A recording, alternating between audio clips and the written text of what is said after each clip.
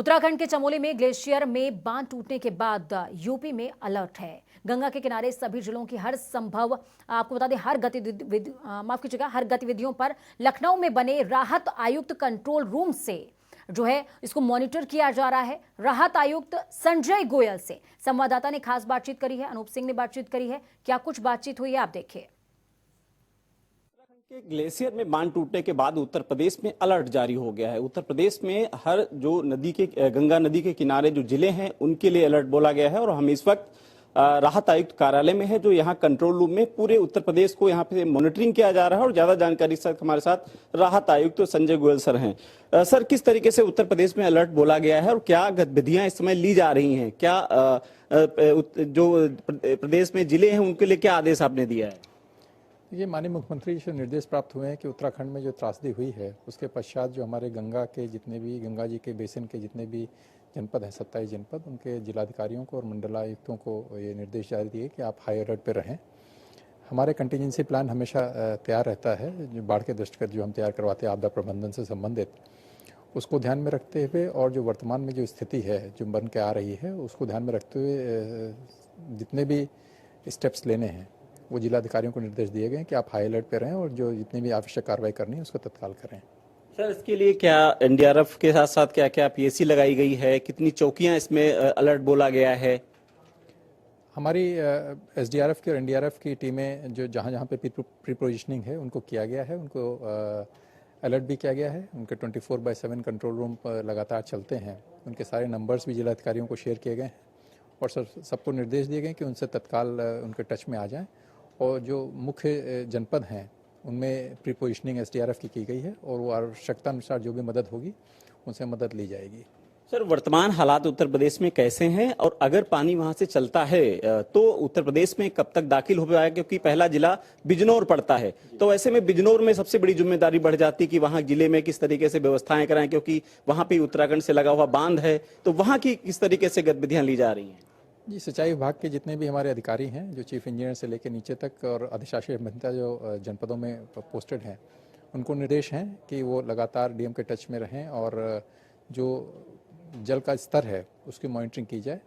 और जैसा कि अभी खबर मिल रही है और जो टीवी चैनल्स पे भी आ रहा है कि संभवतः उत्तराखंड में अब प्रभाव थोड़ा सा कम हुआ है और जल स्तर इतना ऊपर तक जाने की संभावना नहीं लग रही है। फिर भी हम अलर्ट पे हैं और जो हमारे, जैसे मैंने आपको बताया कि कंटिजेंसी हमारी जो प्लान है वो तैयार है और जो भी स्थिति होगी उसकी हम सामना करने के लिए हम तैयार हैं। शुक्रिया सर। तो उत्तर प्रदेश पूरी तरीके से तैयार है और किसी भी परिस्थिति से निपटने के लिए तैयार है। हालांकि जिस तरीके से उत्तराखंड से खबरें आ रही हैं कि वहां पर भी स्थिति धीरे धीरे सामान्य हो रही, लेकिन कुछ आपको और भी नजारा दिखाएंगे। हम इस वक्त राहत कंट्रोल रूम में हैं।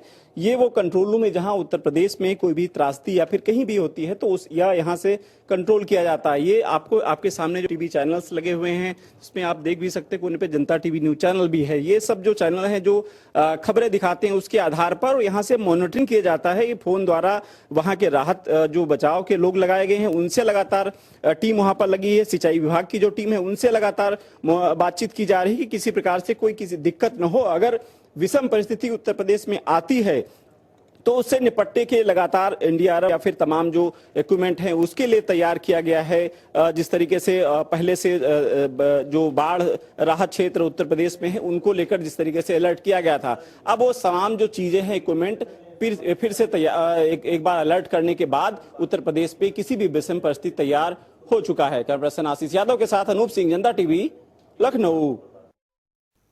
तो तैयारियां माकूल हो चुकी हैं। उस बीच वाराणसी से हमारे संवाददाता धर्मेंद्र चौबे हमारे साथ में जुड़ चुके हैं। धर्मेंद्र, आपसे समझूंगी, जानूंगी कि वाराणसी में किस तरीके की तैयारियां हैं इस आपदा से निपटने के लिए। मैं बताना चाहूंगा जिस तरीके से चमोली में हिमालय फटा है और उसको लेके वाराणसी नहीं उत्तर प्रदेश में सीएम योगी ने अभी आदेश हाल फिलहाल में तत्काल किया है कि अलर्ट पे सारे जिले रहे और गंगा के किनारे को लेकर विशेष तौर पे सतर्कता बरती जाए। तो वाराणसी में जो स्थिति है फिलहाल एनडीआरएफ 11 बटालियन से भी हम लोगों ने बात की है।